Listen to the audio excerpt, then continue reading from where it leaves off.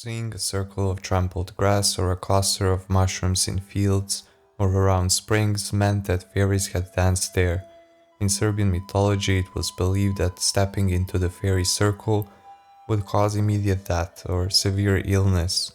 Serbs feared fairies because they were incredibly powerful, but they found ways to tame their power and form alliances with them.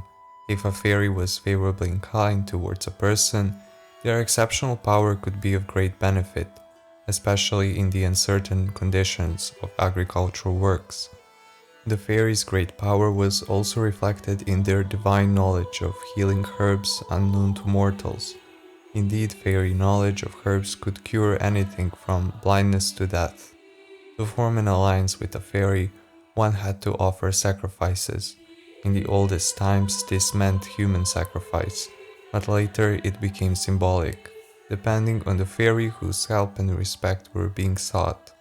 There are various fairies in Serbian mythology with different characters: water fairies guarding springs, forest fairies living in the tree trunks, cloud fairies who cause storms with their dance, and the most famous, mountain fairies. How did they come to be? The fairy herself explains in a monologue from a folk poem, where she asserts her superiority over a mortal woman. To me, fairy of mountain, mountains gave birth, in green leaves swaddled, morning dew fallen, and breastfed me. From mountains wind blew, shaped my fairy body, they all brought me up.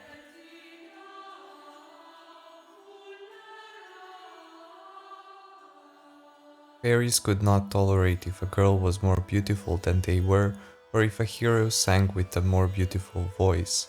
They would use their weapons, bows and arrows, to shoot the hero's throat, or their deadly gaze to blind the girl or disfigure her face.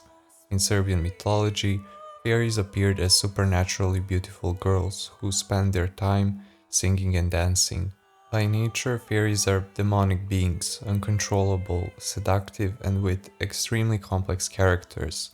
They could easily be angered, but also easily pity people they saw goodness in, helping them with their powers and knowledge. Ordinary people would see traces of fairies' dances during the day, believing that at night fairies danced in the mountains or near water springs. If a mortal saw a fairy dance, he would fall dead on the spot. However, heroes of epic poems not only interrupted fairy dances but also confronted them, fought exhausting battles, then seduced and made love to them. This motif is very common in many Serbian epic poems, where the main character are Serbian mythological heroes and fairies.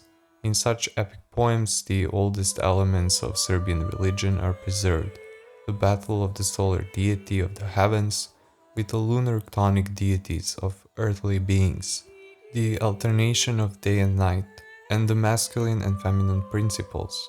One vivid example is the epic folk poem Banović Sekula and the Mountain Fairy. The poem begins with unrest caused by the fairy dance in the clouds. In the clouds, in great darkness, 9 fairies dance, and the 10th, the eldest sister, is the leader. The eldest fairy challenges her sisters to complete a task, which the youngest accepts. She is warned to accomplish the task without being devoured by a dragon or scorched by the burning sun. Here the conflict is highlighted with the obvious symbol of the solar deity in Serbian mythology, the fiery dragon. Immediately after the solar symbol, a series of chthonic lunar symbols appear, reflecting the fairy's origin. On her journey, the fairy rides a deer, finds 3 snakes under a rock and uses them as reins for the deer. The deer is an important religious totem and symbol of the European continent. Among the Celts, it had chthonic agrarian characteristics. It is also possible that the deer represented a constellation among Serbs. It is no coincidence that this star symbol is subdued by the greatest lunar symbol, the snake. After establishing the elements of opposing sides, a conflict soon arises.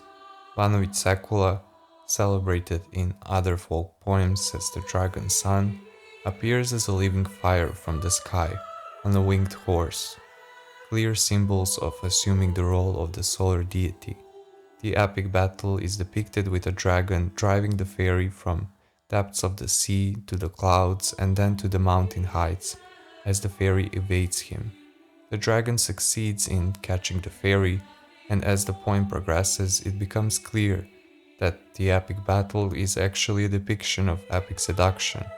As the dragon catches up with her, he is enchanted by her beauty. He removes her wings and vesture.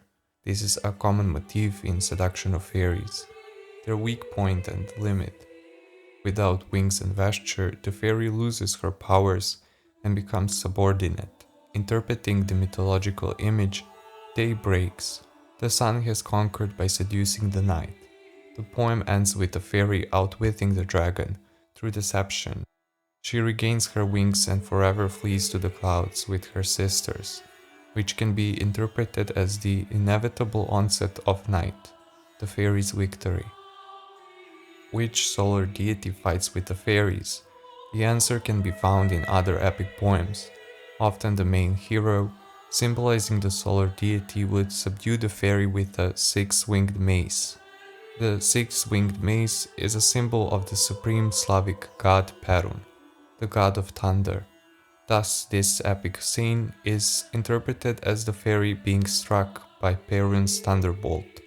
Additionally, the mace among South Slavic peoples had a phallic symbolism used in fertility rituals.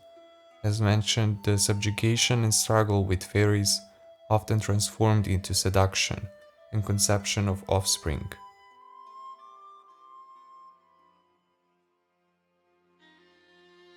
Fairies were known in folklore as guardians of water sources. Each fairy would have her own spring which she guarded strictly. If a stray traveler disturbed the water or drank from the spring, she would drown him or gouge his eyes out.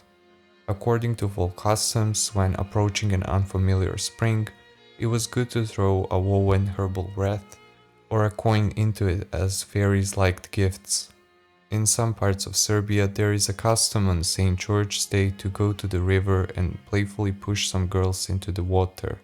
This may point to an older ritual cult, where river deities were offered girls as sacrifices. In one of the most significant epic poems, the masterpiece of Serbian epic poetry, The Building of Skadar, a fairy demands a human sacrifice. Three noble brothers try to build a medieval city, but each night a fairy comes to destroy their foundation. After numerous failures, the fairy demands that the first woman of one of the noblemen who brings them food in the morning should be built into the city. Only one nobleman did not reveal the fairy's intention to his wife, as agreed among the three brothers, so she alone comes to bring them food in the morning. Realizing her fate, the woman in agony asks for an opening at her breast so that her young son can come to nurse, and at her eyes so she can watch him grow. The magnificent medieval fortress is built, and at the spot where the woman was walled in, the poem says that the mother's milk still flows, which women without breast milk drink as a cure. The motif of walling a woman into an important construction project appears in many folk tales, from India to Serbia, Greece, Hungary, and Romania. In the Serbian version, the specific is closing motif of nursing. Nursing is a symbol tied to fairies in Serbian epic poetry. Whoever a fairy nursed would gain supernatural powers and become a mythological hero.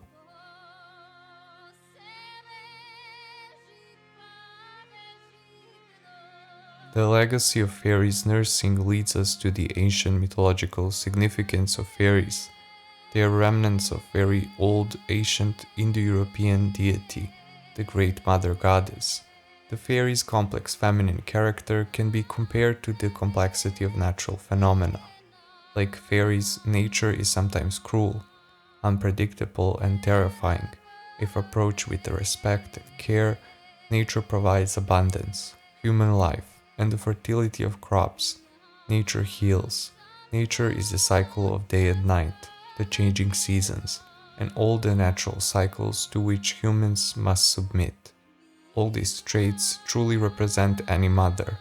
who both gives and takes, punishes while unconditionally loving, and provides us with wings and vesture for an easier life.